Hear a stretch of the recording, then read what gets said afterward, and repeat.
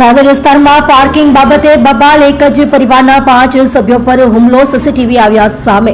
સુરક્ષાના રાંદેર વિસ્તારમાં પાર્કિંગ મુદ્દે બનેલી સામાન્ય વિવાદે ઉગ્ર સ્વરૂપ ધારણ કરતા એક જ પરિવારના 5 સભ્યોને મારવામાં આવ્યો હોવાના ગંભીર આક્ષેપો સામે આવ્યા છે.